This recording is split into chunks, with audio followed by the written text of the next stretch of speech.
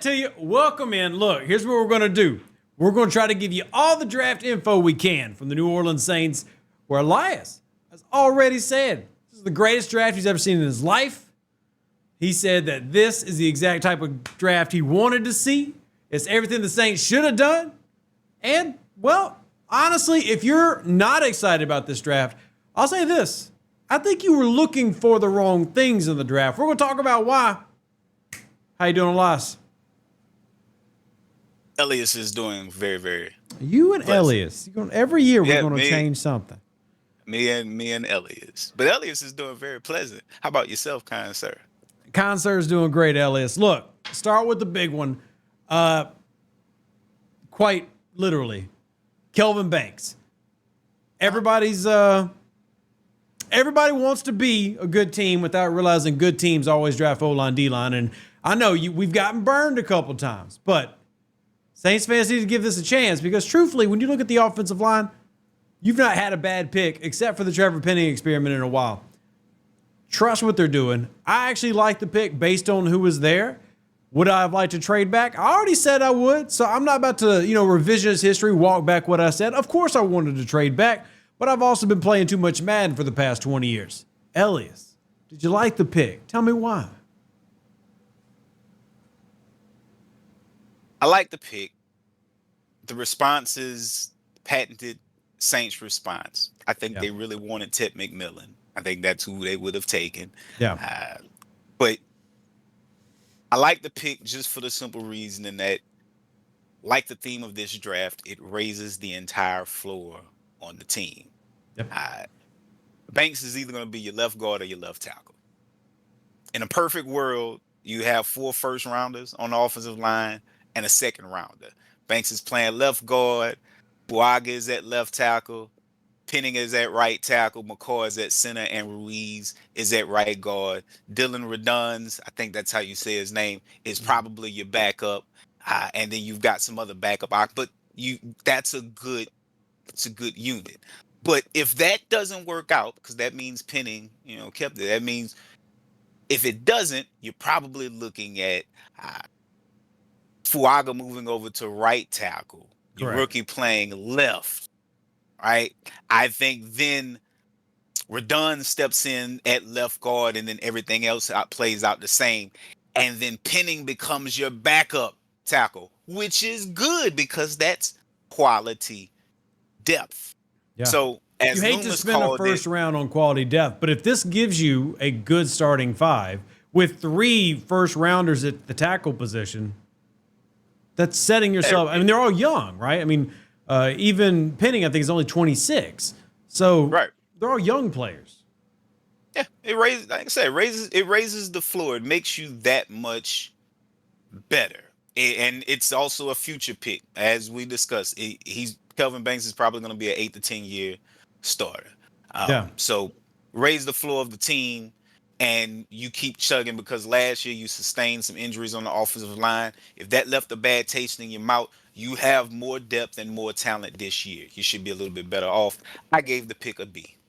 I'm very curious only because to see. I thought they could have traded back. Same. I will say this. I don't know where to play him. I know, and I've invited Duke Manyweather to come on the podcast. He said if we can get a time schedule with both our schedules, he's going to. Because he actually said the pre-draft process that he could see Kelvin Banks being a very, very good guard because he isn't the athletic phenom that you saw them try to draft with Trevor Penning. He's not Teron Armstead. And to an extent, it's part of trying to figure out Kellen Moore's process and what he wants because, well, you just drafted a running back we'll talk about in a few minutes, very outside zone oriented where Banks, you love his length, dominates as a more of a man power at times. So I'm very curious to see how they're going to play him. Is he going to end up on the edge? Is he going to end up sliding inside? I actually would expect him to have snaps at both and see what do they feel he looks most comfortable as. Because let's also remember, Trevor Penning and all this is not hopefully just going to take it rolling over. Trevor Penning fought really hard to stay on the field. I don't feel like he turned in the left tackle we wanted, but he has done everything coaches asked to try to make him into a better player. And if you watch his tape last year, he had some really good right tackle tape. So, either way, like you're saying, you just put 3 first rounders into the offensive line in the past 4 years. And players are players, but fans always want success now, right? The thing is, fans will also say, hey, you got to rebuild. This is clearly an actual rebuild, whether they want to call it that or not. This is exactly what you do. Kellen Moore and Mickey Loomis have both said the same thing. Kellen Moore absolutely comes from a tree that believes in trenches first. I know many people are quarterback first. Moore's very much a trench first guy. Banks is that type of pick. You're a new coach coming in with your scouting department. What are some of the early things that you put down? One, establish the offensive line. Yeah, absolutely. I think we're in agreement on this. Penning is not a guard. He's either your starting right tackle or he's your backup. Or he's your tackle. backup tackle. Yeah. That's my all of this Penning to guard talk. Listen, he wasn't good on the left side, and because he wasn't good on the left side, remember how bad Andrews Pete seemed to be on the right side of the line. We tried him at right tackle first, he couldn't cut it. We tried him at right guard second, couldn't cut it. He found a home at left guard. Some guys are just not good on one side of the line. So I'm seeing him as one of those guys. And then second of all, he showed good tape at right tackle. There's no reason to move him to guard. It wasn't great tape, but you could. It wasn't great. It was definitely more natural for him. He showed improvement versus being on the left side. Yeah. Well, one of the things that I talked a lot about that I saw as a problem with Penning was he didn't play with confidence in pass protection, right? Yeah. Well, if you have a guy who struggles with confidence, well, don't put that on the blind side of your quarterback, whether that's going to be Derek Carr, Spencer Rattler, whoever. So now you put him on that front side, and maybe that actually helps his own confidence. Like he's not that pressure of, oh, I've got to protect the quarterback at all costs because he can't see what's going on. Nope, you're in a. Again, I'm not trying to demean what right tackles do. I actually believe right tackles have just as hard a job as anybody else. But mentally, it's nice to know that more than you can see the play that you're trying to make, right? So if trouble does get through, the quarterback's going to see it versus not seeing it on the backside. So whatever is the reason that Penning has looked best on the right side, let him fight for that job. And either way, like I said, you got 3 first-rounders who are all 26 years or younger on your offensive line. And whether we can talk about guys that have reached expectations, which Penning, many were going to agree is not, or whether you're talking about Fuaga, who played right tackle in college, by the way, so that wouldn't be an odd switch. If anything, him having to be the left tackle was the odd switch, and kudos to him for performing well, having to make that move.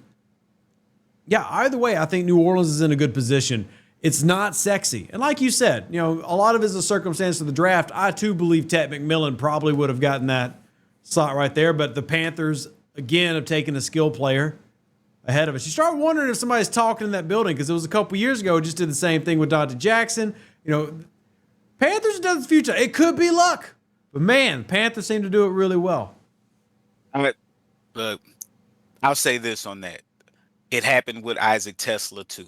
I don't think that it's anybody talking. I think teams can see obviously we need good players. It's like, hey, we need an X receiver. Everybody knows we're looking for a 6'2", 6'3", 212-pound guy. So they know we're the team to get in front of, or we're the team. If you like the guy, you got to pick him. So I think anybody's talking. So for me, Kelvin Banks, be great. I think his floor this year, perfect scenario, he's your left guard. If Penning continues his trajectory, Penning holds down the right tackle spot. And that would also give you a lot of confidence of having Fuaga, Banks, McCoy on that left side. That looks real nice to me. In terms of best case scenario. Yeah, because that also says that Penning played well enough to say we can't take him off the line. Exactly is what you want. This pick depends on Penning's trajectory. If Penning continues to grow the way they think he can, then the entire line just got a huge elevation, and the depth overall improved from what it was a year ago. So let's jump into Tyler here. Let's talk into Tyler. Let's jump into Shuck. I'll let you go first. Tyler is, controversial for many of y'all because even though he's a 7-year college player, he's not thrown the ball 100 times in college. That said, he has a lot of the things that you look for. He has an almost 3-to-1 TD to interception ratio. He's obviously coming off his best year, and it's the only year that he was really the primary starter, the only game or the only season where he played more than 10 games. What do I think about it? I think it says what we've already known. Derek Carr is not the future, and the Saints don't know who is yet, and they want to try to find out who that is. And how do you do that? You do exactly what Ron Wolf of Green Bay used to say. You address quarterback every single year. That's what they're doing. So for those of you who are part of the Rattler Hive, look, Rattler still has a job to do, and Rattler can earn the starting spot. Opposite for Tyler. Tyler, look, he's going to be a 26-year-old rookie. At the same time, has that stopped Saints fans from loving a guy wanting to be a quarterback? Everybody was beating the drum for Taysom Hill for 4 years before it finally just didn't happen, and he became an amazing ex-player. You know, truthfully, do we need to find the quarterback at 20 years old and expect him to be here till he's 40? No, you hope to find any NFL player who's going to be good 5, 6, 7, 8 years, and you can still do that at 26 as a quarterback. So I think you brought in competition, and the biggest thing out of this draft that hopefully people are still never going to realize, no matter how many times people say it, you got to be careful listening to how media ranks things, because this guy has been talked about as being arguably one of the best passers in this draft for months, but everybody got caught on flashier names. That isn't to dog anybody, by the way. I don't think Shedeur personally should have dropped as far as he did, but my main point is, we're talking about the Saints took who many teams and deep analysts, as in the people who aren't just doing it for clicks on Bleacher Report, Athletic, etc., had as their number 2 guy, right? Including the service that you use for scouting, had him as the number 2 quarterback in the draft. So I'm okay with the pick. I think there's several reference points that show me that even though the standard media, what we have access to, probably saw Shuck as the number 3, number 4. There were very many respected names. Greg Cosell or Castle saw him as his number 2 quarterback. Obviously, the Saints had him ranked as their number 2. There was supposedly another team that was in it that also had him ranked just as highly as Ward. That every team that took a quarterback clearly had him higher, because they took somebody else after, yet the Saints took him at 40. So, I mean, unless they just had a team who maybe didn't like him for character concerns or something like that, probably every team had him ranked as the number 2 to some extent. Except for the Giants, who obviously took Dart. But so it's not that Shuck was a bad pick. I gave the pick a C, mainly because to me, and we talked about it, to me, this feels like Ireland's Ryan Tannehill pick again. And I say that because Ryan Tannehill was only a year younger. He was an older quarterback as well. He was also a quarterback that didn't have many pass attempts in college. And Ireland spoke about it some years after drafting him, said he trusted the evaluation still, which everybody saw here. Tannehill still ended up being a good quarterback, but he also felt like the environment wasn't the greatest situation when he brought him into Miami. It was probably a little too early. He probably really wasn't first round territory, was still raw. And Shuck is very similar despite the age. He's thrown about 1,000 or so passes. I take that back. Maybe about 600 or so or 700 or so passes in college. 951. 951. So he threw 951 passes. Tannehill was actually in the 700 area. So a little bit better of a prospect than what, but very similar. On the flip side, Rattler, I think 1,300 passes. Yeah. So he's actually, despite the age, somewhat of a project. However, that still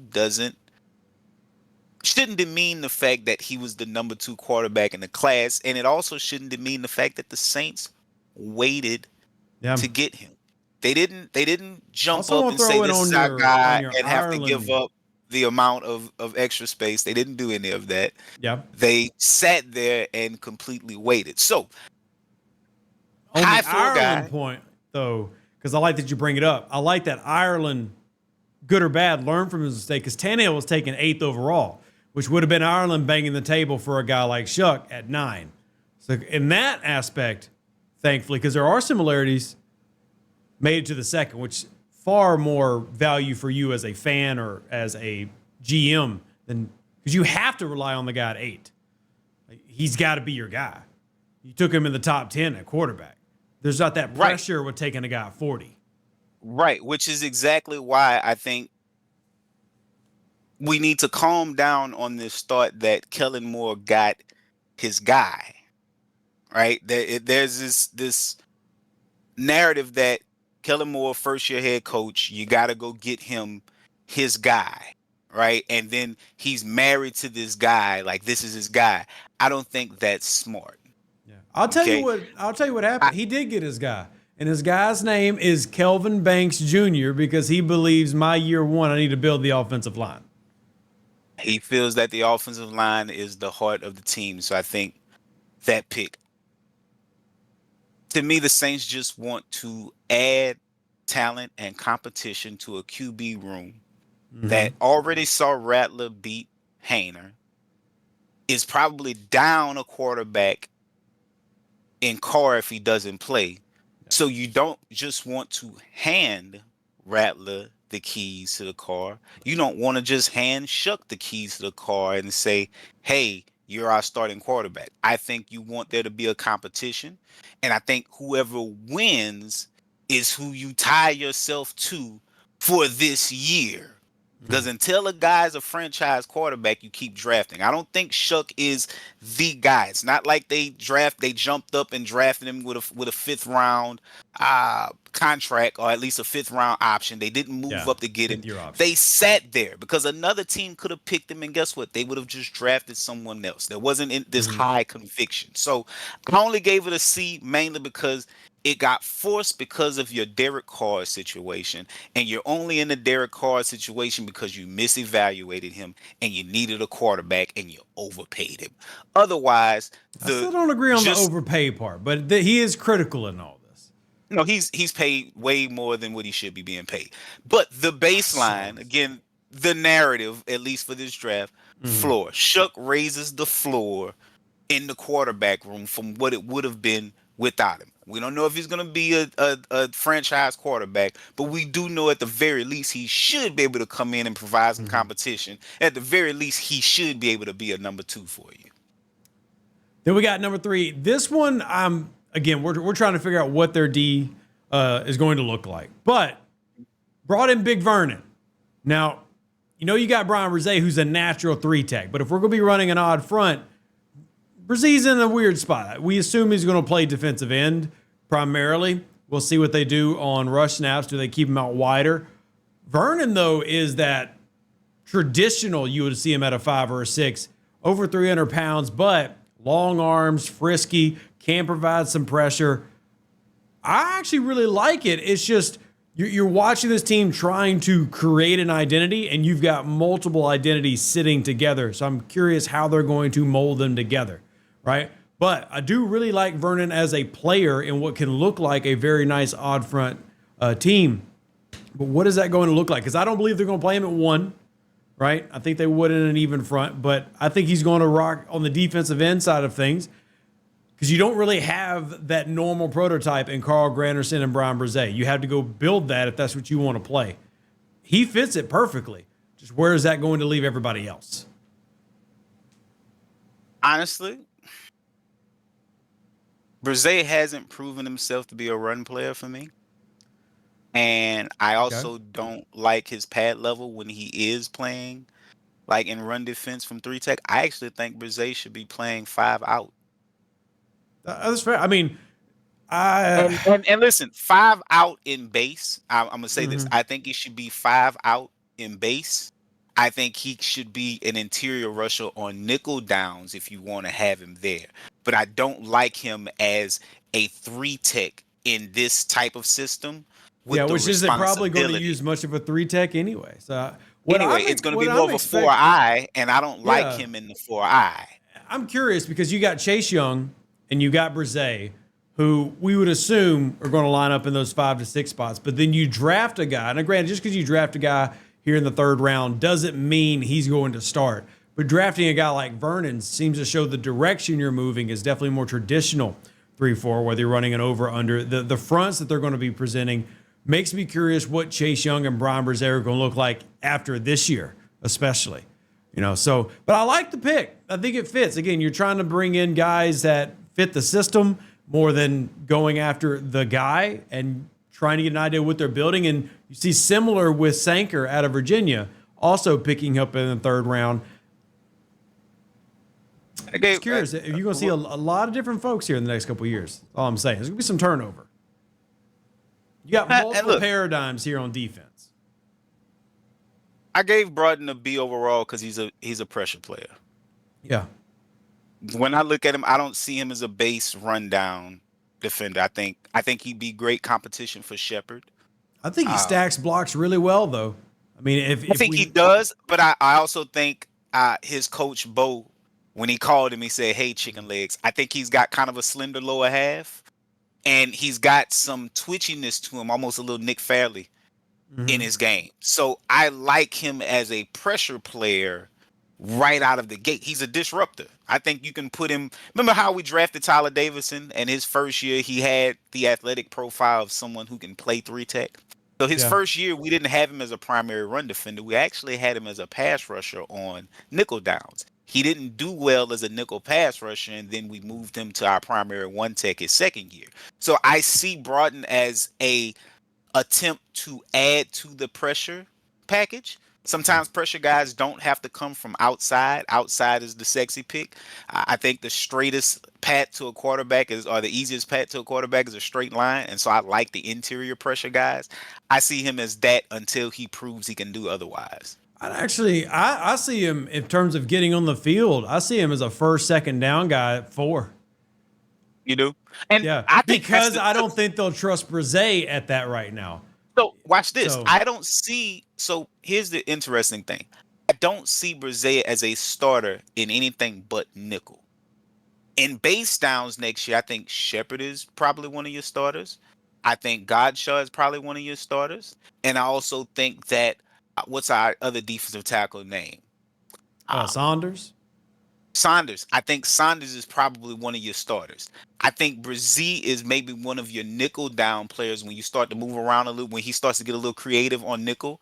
I think he's one of your base nickel down players. Maybe he plays, but I don't think he's your primary 4-eye guy right out of the spot. I do see Broughton as having some 4-eye potential, but I think you give that to the veterans first. I don't see him getting that role as a starter because it's such a thankless role. For our position, you are told to take up blocks. It's not a sexy role. I think he's good at it, though. You know, I think that's one of the reasons I like. See his ceiling as a starter. Well, you look at who we'll talk about here in a second, and Danny Stutzman, and we look, as much as I love our linebacker room, the things I love about it are too close to my age for me to be happy.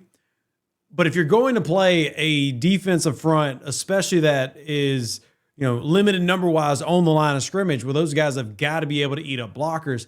And when you turn on his tape, Broughton's tape, you see a lot of that. And then when it comes to Sanker, as a guy who, as safety, he's only 6 foot away and close to 210, as a guy who can actually come down into the box, I think that's the vision I have for it. And then is the question, can guys like Brzee do that? Because right now, who you have on the D-line? You got Chase Young. You still have Cam Jordan.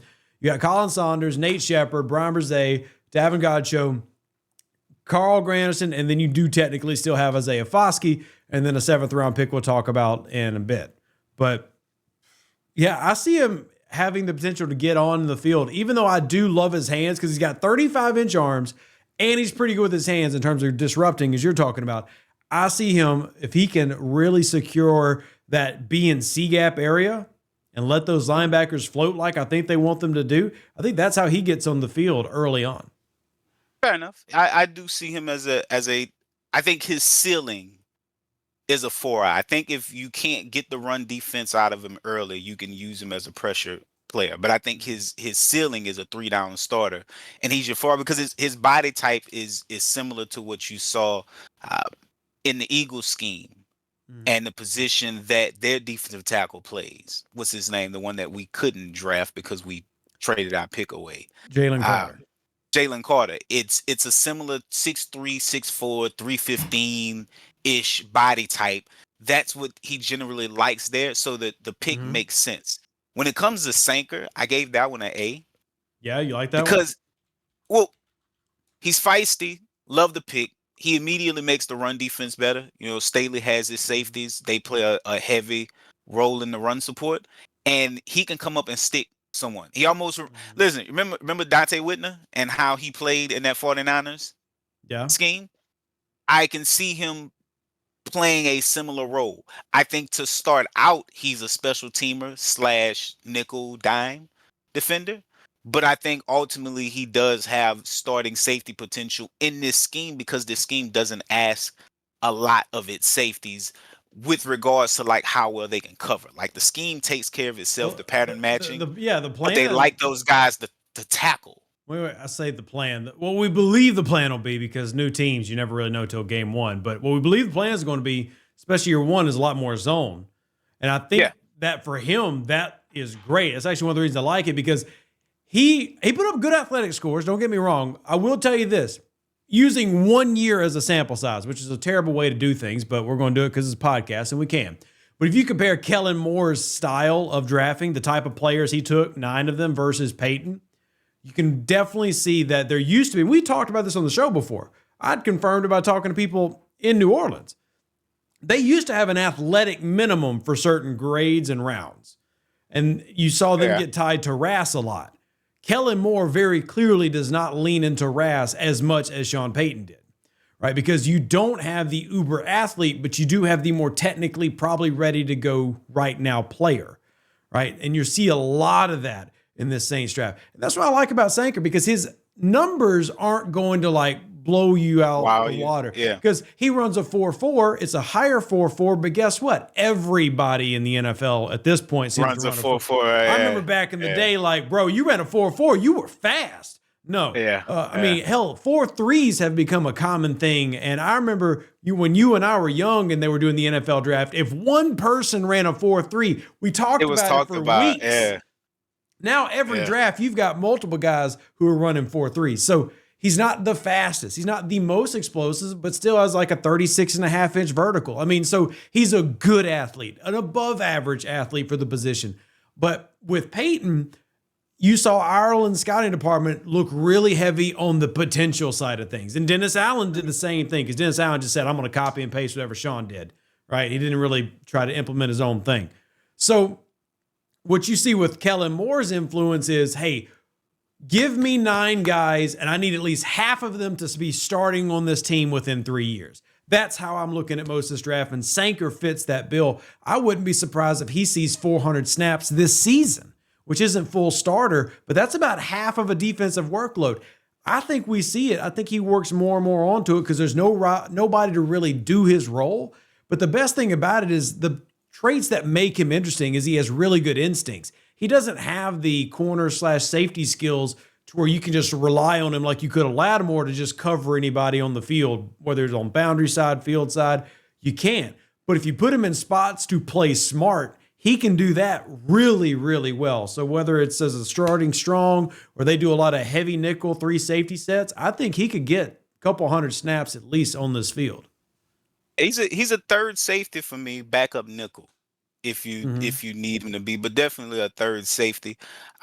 Listen, I enjoyed watching him fly around and seeing him in the number 20. He breaks real quick, man. Yeah, like, his game isn't Ed Reedish, but his game isn't Ed Reedish, but seeing him bounce around in the number 20, he makes a lot of plays. He's around the ball a lot, and so he plays up to his time speed. You can see the click and close. You can see him actually decipher, but it helps that he's seeing it faster than maybe an average player would that may play down to his speed. You know how some guys, they run a 4.3, but then when you watch them play, he's got play speed. They never get that. He's got that for sure. Well, it's because it clicks, man. And that's like, it's one of those measurables that isn't a measurable. Like, that's why you got to, and I know it sounds cliche, but that's why people say things like watch the tape, because somebody can run a 4.4, but do they process enough for you to see it? And this is a guy who looks faster than he measures because of how quickly you'll see him read a play. And you like to find those guys at that safety spot to drop down. He's a tone setter. Here's one of the main things I'm interested about. To see if Dennis, remember how I said, we weren't talking at this point in time, but when Dennis Allen got fired, one of the things that I mentioned was you're not going to maybe feel the impact right off, but you lose Dennis Allen, you lose something on defense. We don't know what it is. the turnovers went way down. I think the play calling went like a level below what Allen was, and so you saw the turnovers. Guys weren't making as many plays. I'm also curious to see what the impact on him is with losing him with regards to finding and developing DBs. 'Cause he's As long very as good Allen at it. was here, our hit rate on DBs was ridiculously high, like Wish we could say the crazy same for high. defensive ends. He couldn't do It was the D-line to complete save his life, opposite. but Right. Well, DBs. under Nielsen, he when we had Nielsen, that's the year we drafted on Yamada. We also drafted Rankins. We brought in a couple of guys. Like, I think the scheme changed under his defensive line coach, but whatever. Yeah. So Still, we've got I what? think the first 4 picks, we all really liked them, but it's very meat and potatoes. None of it should excite you, but I actually would be shocked. Call this a way too early bet, but I would be surprised if within 3 years, at least 2 or 3 of those 4 players aren't starters. And that's me saying it with a quarterback there. Like, I see obviously a first round's a given, but I can see Jonas Sanker being somebody. Again, if you're getting 500, 600 snaps, we're calling you a starter in this league. Same thing. If you stick with this team and the coaching staff sticks together, that scheme stays set. I think Vernon can hit it. Of course, they got to reach their potential, but looks good. But let's hit on rounds 4 through the rest.